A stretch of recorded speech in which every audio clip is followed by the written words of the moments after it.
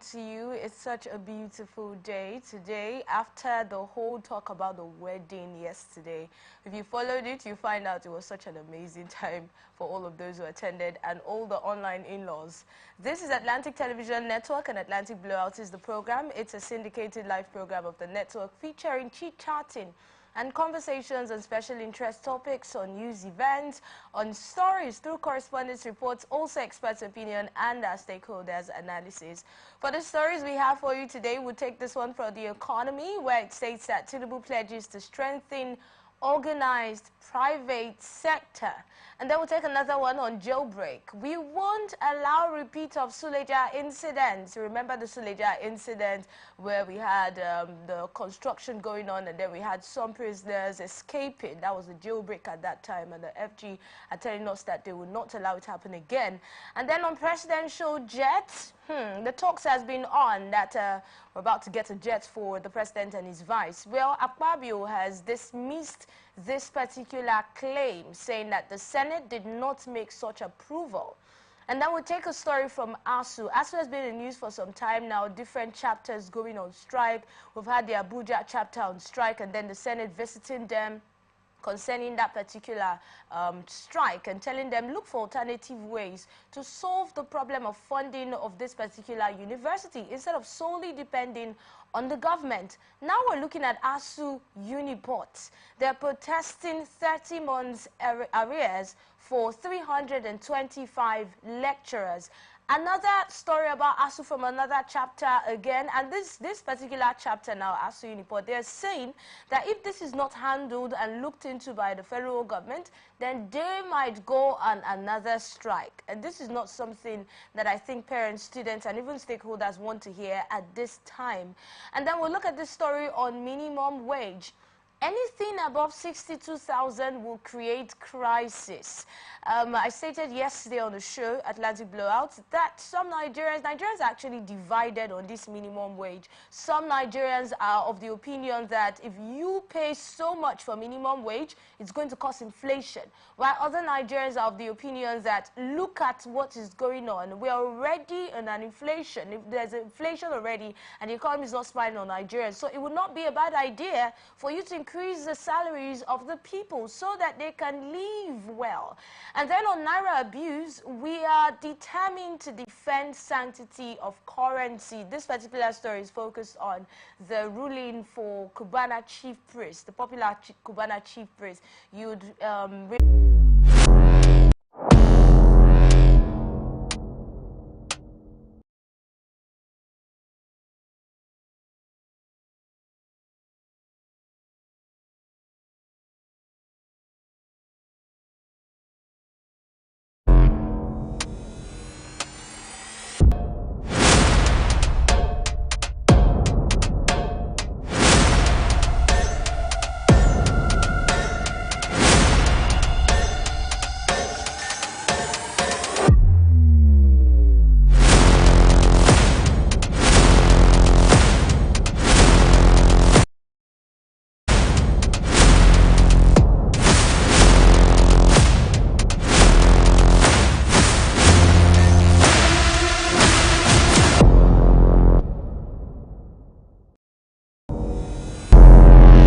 Every day, our lives are changed by history. We are one people, all of us. Leaders, politics. Nobody's ambition is what's the blood. I have fought a very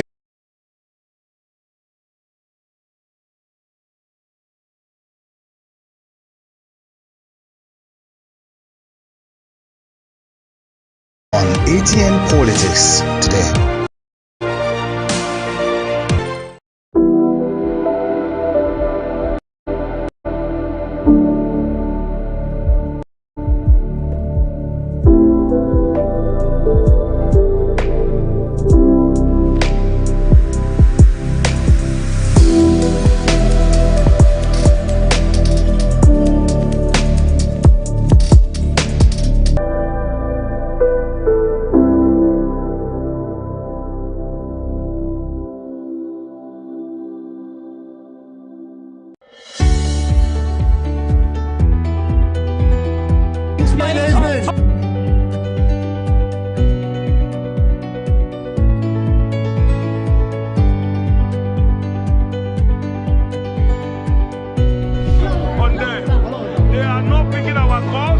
is on the path to what's called the crash out. So no agreement with the EU, but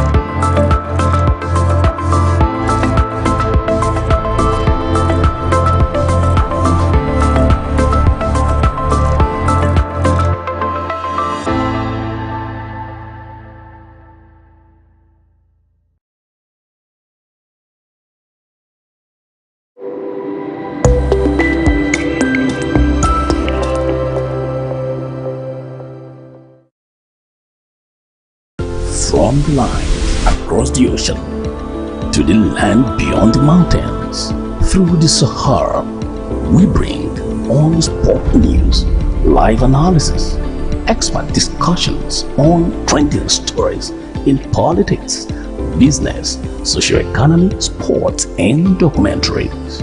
So catch all the updates on the happenings around the globe. Stay focused on the fact today, only on ATN.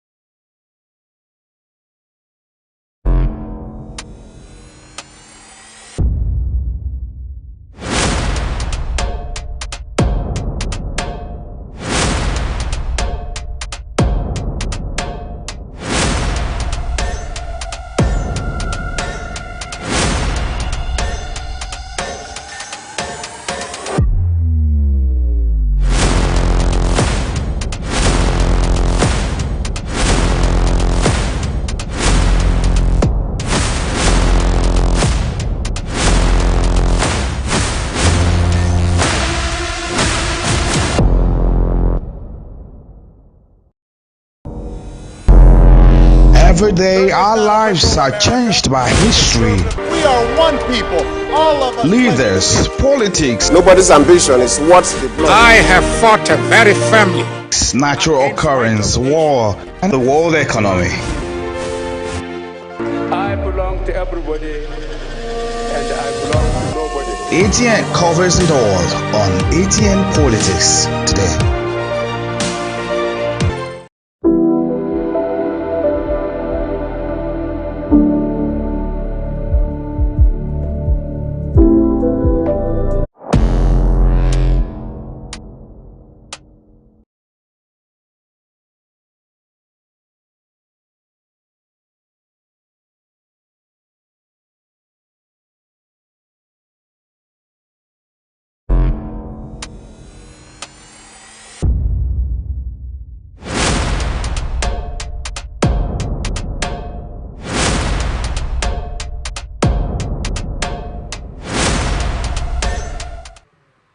Thank you so much for staying right here with us. This is still Atlantic Television Network, and this is ATN Blowout.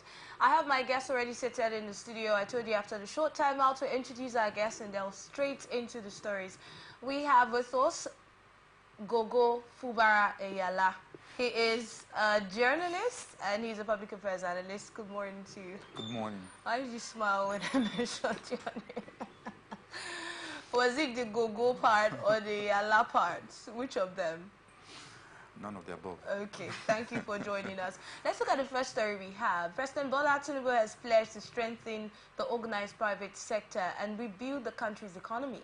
Tinubu pledged the third edition of the Nigeria Employers Summit organization by the Nigeria Employers Consultative Association on Tuesday in Abuja with the theme Economic Renaissance, Harnessing Government, Reform and Private Sector Agility. Well, Tinubu, represented by Mrs. Nkuruka, Minister of State for Labor and Employment, said the summit was timely. Now, according to him, the government, since its inception, has rolled out several reforms aimed at rebuilding the economy and impacting organized businesses.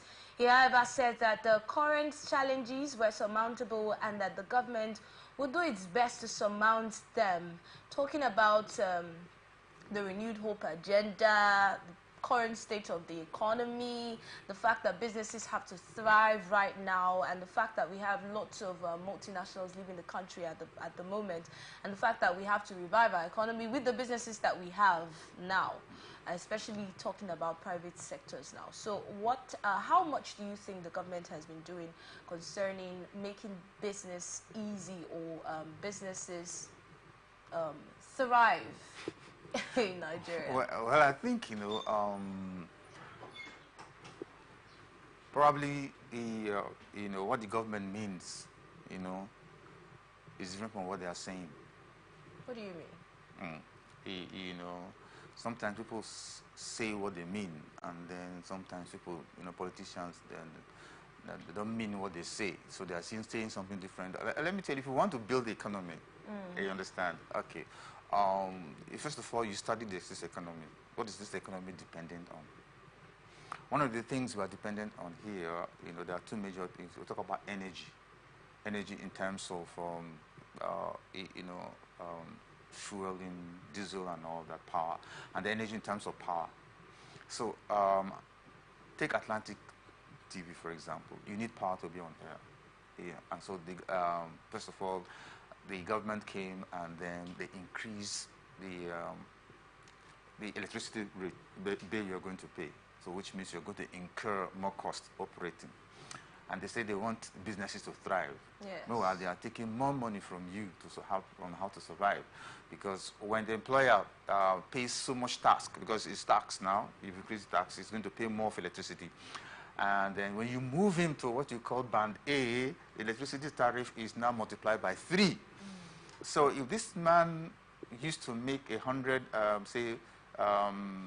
used to pay a bill of 100,000 naira every month, he's going to pay 300,000 naira. And then on top of that, you've also increased fuel prices. You've removed the fuel subsidy, and then the refineries are not working. Dangote is complaining, everybody's complaining, and so the work he has to pay if he's if he's going to depend on diesel, he cannot even dream it because it's because it has to be a big company. He has to use that, yes. Because it's going to even quadruple, if not make it by 10, because a drum of diesel is almost about 700,000 naira. So if he's going to, and it's about, the drum of diesel is close to that, almost about 600 or something thousand, all that. So if you're going to spend one drum in 2 days, you're going to spend like 700,000 naira in 2 days. If you're going to run by diesel. So if you run by 10 days, you're going to spend like 5 million. So, and then you expect this man to run on that, on this cost, still pay salaries and all that. So he has, at some point, he wouldn't have any option to start, readjust himself, dropping staff and all that. I think you just use this number of minutes to explain to us why multinationals are leaving Nigeria. And then there are also a lot of things to pay for. You understand? Apart from that, you have the local government will come for the taxes, property rate tax, there are other taxes, and then you also increase tax on money transfers. In Nigeria today, if I transfer money to you, I'll pay a certain, the bank will take some certain amount of money from my transfer to you. Then they'll also charge you for receiving money. And that's the funny part. The banks that charge for, I don't think it's every bank that does that anyway. There are certain banks that charge you for receiving money. Like, why did you receive money? Give us some of it. So, in reality, this government hasn't really done anything practical to build the economy. Because when you say you're building the economy, you're meaning that you're making people to be rich. You're allowing people to have more money in their pocket. But you're not allowing that. Instead, you're impoverishing them, you're collecting more money from them. Now, how do you expect the economy to thrive if the government doesn't take tax and all of those levies? There was taxes before you came, you understand. You don't do all, that somebody's ill, for example. You want to cure a sick person.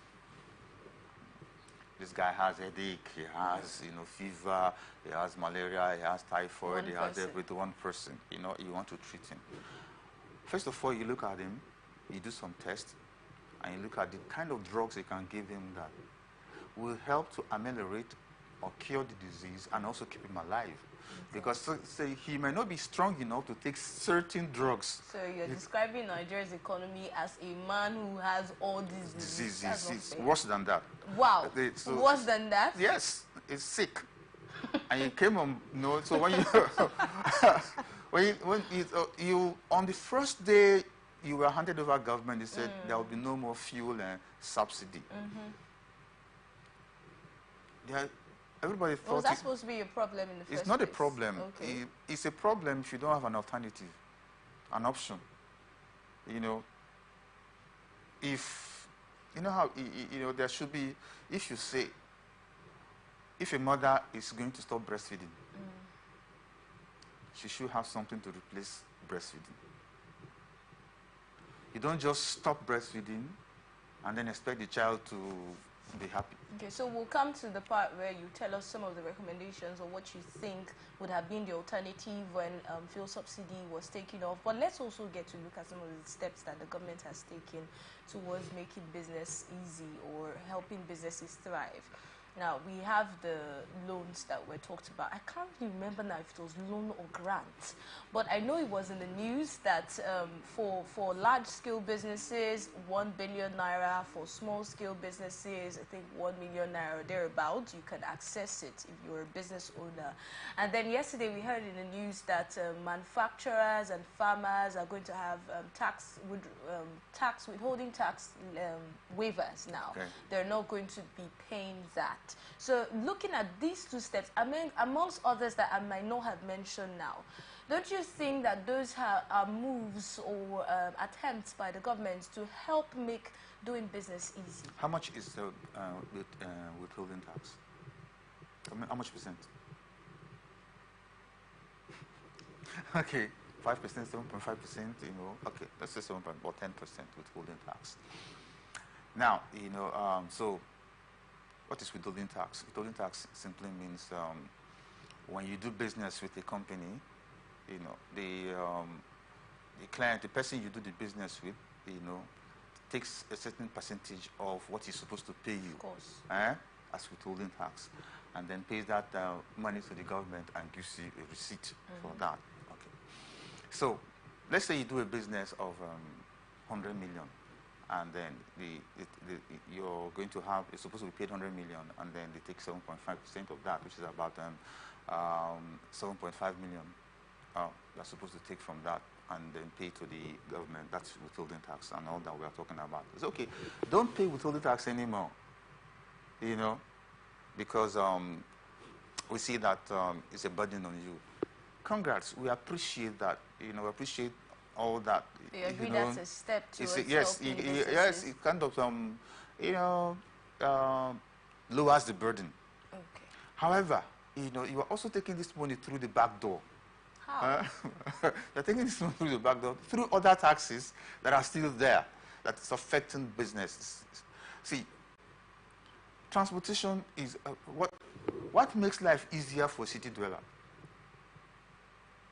For a city dweller, you know, what are the basic things a city dweller needs? There are two basic things, you know, housing and transportation. When the city dweller can, if you can have your own house and transportation is easier for you, then, you know, you can, no matter how costly the food is, you manage it. You understand, you know. But right now we have a situation whereby, you know, the house cost, food is going through the roof. People, landlords are increasing rents every day. People are not able to buy land. They can't even develop. A bag of cement is quite expensive. So homes, people can't get homes. So every day, so whatever money you get, you spend it, you know, trying to pay your rent if you're going to live in the city. And then after you've been able to work for a year and saved for the year, you give all that money to the landlord, you still have to pay your transport back to work. So that's another stress on you. And then you have to eat. And every day the price of food keep increasing. So whatever you are giving these companies, you're also taking it back, you know, they're spending it through these processes. So if you really want to help them, that's why we're talking about minimum wage and living wage. If you really want to help them, want them to live, not to just exist, then you have to tackle these major things in life. You know, major things that make us become human beings. Okay, so we'll get to minimum wage and all of those things. But now, you know, we're talking about how the government can help businesses. Yes. Now, not just individuals. Now, yes, the businesses is an entity. Yes, of course. They're consuming electricity. They're spending money on cars. If they have cars, they're going to fuel those cars. They're going to fix those cars. You know, you need maintenance. Staff. You need to pay staff. They buy things. They buy papers. They buy, you know, your computer stuff and all that. Yesterday, I wanted to buy, a tripod, Okay. a phone tripod I used to have. The first time it came, I bought that tripod 12,000 naira. So now somebody broke it. So I went to the store and I went to buy that tripod, and they say it's 35,000 naira. You understand? Okay. We're talking about businesses. What the businesses we do in this country, a lot depends on importation. A lot depends on importation. Yeah. If you look at Atlantic We TV import here, more for than example, we import you look more at Atlantic than- TV here, for we import example, more than we produce you here. can say that again. All the cameras were imported, the tripods were imported, the cables were imported. How can you say all the cameras were imported, the tripod were imported? You don't manufacture cameras in Nigeria, You just talked about wanting to get a tripod here now. Yes. So all the tripods are imported because you don't manufacture tripods in Nigeria. So you believe we do not manufacture tripods? You don't manufacture. Look at when you're done with this program, take a look at all the tripods and look at where they are made. They're either coming from China or Japan. So the tripods are manufactured, the cameras are manufactured, the lenses are manufactured. Whatever you use here, the cables. Yeah, I can see that when I came in, I checked it. I can see that you're using you're not even using HDMI cables. You're using the upgrade, which is what do I call them now? I forgot the name. Those cables are not made in Nigeria. They come from abroad, and you buy them in dollar denominations. And you're not paid in dollars. You are paid in naira. So you're going to convert your naira to dollar to buy them. So even if your business, for example, government has removed 7.5% for you, the increase in the price of products you use that you will get will consume everything, and you're back to zero. That's what I'm saying. You're taking back, because so long as you bought a particular cable at the rate of 1.2 million naira when it was, say, 800 naira or say 750 naira to the dollar. Right now, it is 1,000 something to the dollar. Okay, so the government taking off taxes is not even enough. It doesn't. Electricity price going down now is not enough. Giving out loans and grants not enough. So what do you expect? Electricity prices are not going down.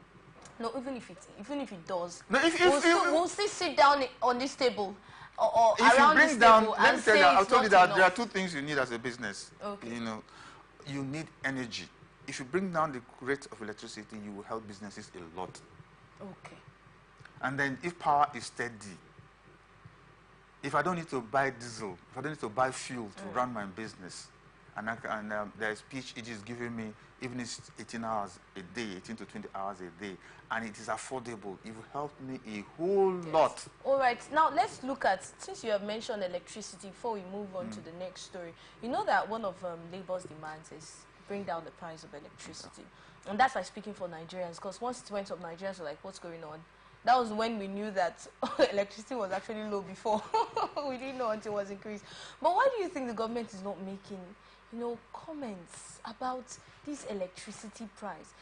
Amongst the demands of Labour, what we keep hearing about from the government is the minimum wage.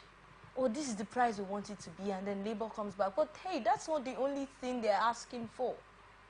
Because the minimum wage can be fixed with a wave of a wand. This is a decision. Pay them to that amount. Electricity, electricity, you can't do that. You're going to, yes, electricity. I think what the challenge we have here is we don't have the political will, the determination to generate enough electricity for ourselves, because we are a blessed nation. Yes, we have gas. We have sunlight. We have the ocean. We have the wind. We have oil. We have everything we need to generate electricity for ourselves, but we're not having enough electricity. And the funniest thing, every year thousands of people are graduating as electrical engineers. We have people graduating as electrical engineers on yearly basis. And then they're actually carrying out projects. And then we have people have their master's degree in we have people who have PhDs in electrical engineering. Yet we are without electricity. It's a big shame, you know. It's quite shameful for us as a country. It means that our educational system is a failure, because education should fix problems. Education, you know, what is governance all about? There's a difference between governance and politics. Politics is like wooing a woman. I want to date you. I might not really be able to read So I want to date you, so I want to spend money, I want to impress you. You know, I do That's all politics. That's politics, you know. Okay. So you campaign, you do all those kind of things. To During the impress the campaign, to impress masses. the masses, and then finally the woman agrees to marry. Then governance starts. Wow. So what is governance? So governance is taking responsibility. Governance is fixing problems. Governance is providing solution. You're married to this woman now, so you take good care of her. If you have children, you make sure the children go to school. You know, there should be food at home. You know, there should be, you know, there should be a home for her to stay in. She should be happy and all that. That's governance. So if you are not able to do that, and you still spend money the way you used to spend when you were chasing her, you know, when you have money this time around, instead of you to run the house, the family, you spend the money on side chicks. You spend the money, you know, drinking outside with your friends. That's the way our politicians spend their money, you know. Then you are a failed administrator. All right. Let's take a look at this other story now. The federal government has said it will not allow the fate which befell its medium security custodial center in Suleja on April 24 to befall any of its 256 custodial centers across the country. Now, saying it is rehabilitating the centers accordingly. Now, on April 24, you would recall that rainfall destroyed the walls of the Suleja custodial center, and this led to the escape of about 118 inmates, some of who are still at large. Now, at the time, the federal government was already reconstructing parts of the wall, but the heavy rains pulled down a section of that wall that had not yet been rehabilitated. Now, speaking on Monday night, after inspecting the ongoing 3,000 capacity custodial center in Kashi, Abuja, as well as the old and new custodial centers in Kefi, Nasarawa State, Interior Minister Dr. Olubumi Tunji-Ojo also restated his resolve to ensure the relocation of some custodial facilities facing the challenge of urbanization. And at the new minimum security custodial center in Kefi, Dr. Tunji-Ojo said a total of 750 inmates were being held in the facility with a capacity of 340 inmates. Of the 750 inmates, a total of 605 of them are awaiting trial. Now, whenever I see stories about jailbreak or even at custodial centers, and then you get to hear the number or the capacity now. It's a capacity of this particular number. And then you find out the number of people who are actually in that space that is meant for this. You find out that sometimes it's double and more. Why do we, before we get to his statement about jailbreak, why does it seem like we cannot handle this? Why do we have more people in a space that is meant for less? Now, I came across a headline yesterday, just briefly while I was scrolling through the internet. I didn't get to read that story. But I think they were talking about whether the UK or US, that their custodial center or something like that is getting overcrowded. The capacity is getting full now. And that's news. We have more than that, like 2 times. During this the jailbreak that was referred to, when I went through that story as at that time, the minister, or was it the governor now, he stated the number of people who were supposed to be there, and then he stated the number of people who were there, and the more people. So why do we keep having this issue with correctional centers? Governance, you know, the same thing is across board. You understand? It's not just for jail. I mean, you expect a government that hasn't provided chairs for school children to go and provide accommodation for criminals. Is that what you expect? You expect a government that has not provided enough bed space for sick people in the hospital. You know, to go and provide food for, convicted criminals. It's not going to work. They have their priorities. To the UK, immigrants. These guys are going to need where to stay. They need housing. So you need to provide for them. So it's part of the housing plan. Government comes, government goes. It doesn't matter. And then they also look at it. In this same period also, it's expected that a certain number of people are going to be, certain number of people are going to grow to maturity. So we're going to have a certain number of people becoming 18, 19, 20. They're going to leave their homes, and they too will need accommodation. So on the total, we expect 10 million more persons that are going to need